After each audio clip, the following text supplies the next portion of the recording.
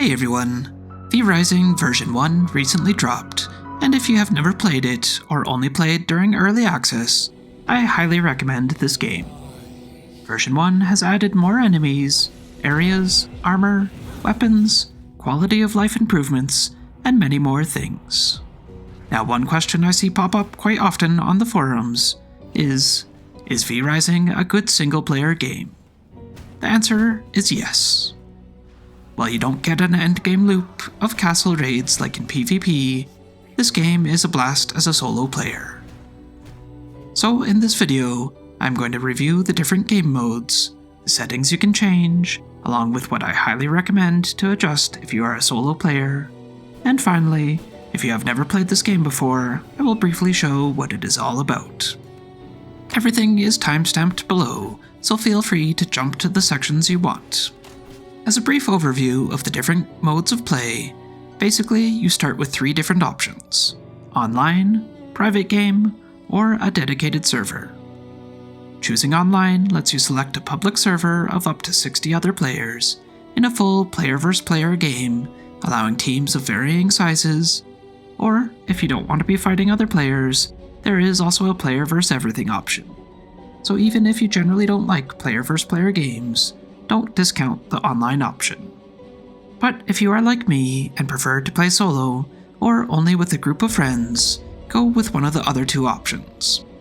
On both, you can play solo or have some friends join you. The big difference between a dedicated server and a private game is that in the private game, once the host leaves the game, it shuts down. No one else can play, and the in-game time freezes, which does actually affect some things. So if you are able, I recommend using a dedicated server, because a big part of this game is crafting items and refining resources, both of which take up a lot of time. And having a server that does not shut down when you leave is good because you can drop off all the resources in the stations to be refined just before you log out, and when you come back the next day, they will be ready waiting for you. If you play with friends, this also means that anyone can jump into the game at any time. Just remember to go back into your coffin at the end of the day, or you will come back to a dead character that you have to revive. Unfortunately, a dedicated server is something you need to pay for, and it can cost a lot of money. So if that is not feasible, you are left with just the private game, but you do have some options to help. The first, and possibly the worst option, is to just leave your game running 24 hours a day. But a better solution is to change the settings. While this won't make it so your friends can jump into the game while you are not currently playing, it does mostly solve the resource issues. In V-Rising, you have huge control over your world. You can change everything from the damage and health of you, to the amount of resources dropped and how much you can carry. You can even set your progression in the game. But unless you have already done a full playthrough, I recommend leaving everything alone except for 2 main options and a few other minor ones that are more of a personal preference.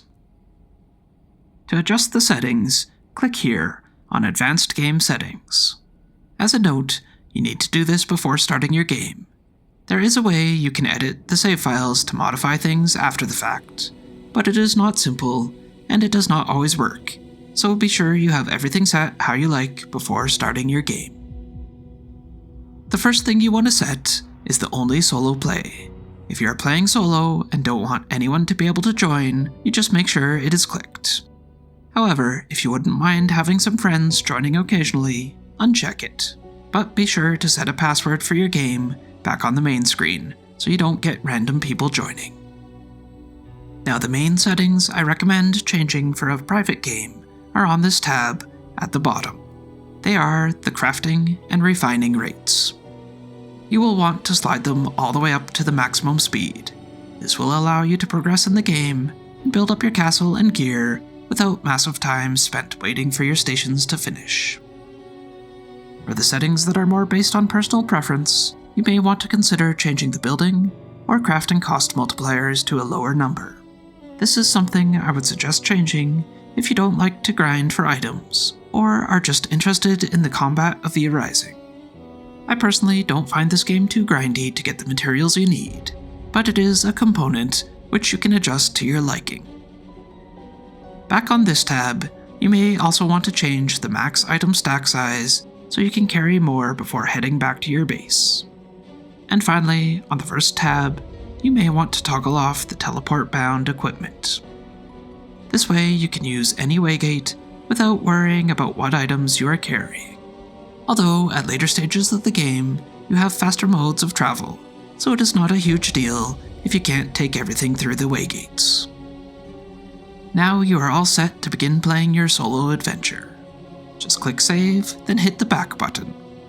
You can now select the difficulty setting you want, but feel free to choose any of them, as you can change that at any point during your game from the menu screen. If you are interested, check out my video on the best PvE base location. I have it linked below. I do apologize for the audio quality on it. I recorded that video before I got my new microphone, so it does not sound very good at all. And now for those of you who are new to V Rising, what is this game all about? Well, you are a vampire in a world that used to be ruled by the vampires, but no longer is. You awaken to venture back into the world and regain control. Your progression in this game is directly tied to beating the bosses, or V-Bloods as they are called. Each V-Blood will unlock new gear, items, spells, and/or crafting stations for you to build. To level up and increase your vampire's strength in this game, you need to craft better gear and weapons, as these directly tie to your level. In this game, you fight humans, animals, and the V-Bloods around the map, gathering resources to build a castle. In your castle, you will build different crafting stations to refine the resources and to craft better gear as you unlock it. You can even lure some humans to become your servants, to protect your castle, and to be sent out on missions to gather resources for you. Your castle can be as simple or as complex as you like. You can build one giant room with all your crafting stations and storage chests in the same area, or you can design and build an intricate castle with many fully decorated rooms. As a note, your crafting stations do get bonuses to speed them up and reduce the cost of materials if you put them in the appropriate confined rooms with the correct flooring. So even if you don't want to go all out decorating a massive castle, I suggest at least dividing it up into smaller rooms for the bonuses. While you travel around the map, you find different blood types with different strengths you can use to boost your power. Each blood type will give you different benefits, with more benefits available to you the higher percentage of blood you gather. Each area, including all the enemies and the V-Blood bosses, will respawn over a certain amount of time, so you can keep going back and re-killing them or hunting them again for better blood. The overall visuals of this game are stunning, with each area offering something completely new, and the gameplay mechanics are fun and easy to learn. Version 1.0 also included controller support, which is nice. Although, even though I struggle massively with the mouse and keyboard, I feel the controller just doesn't cut it for this game.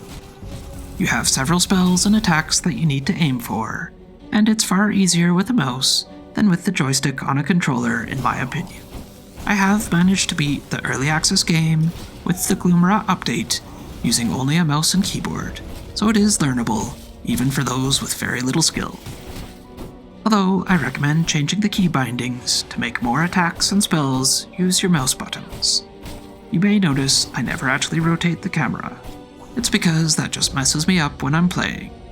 So I changed the key binding to make the right mouse button be an attack instead.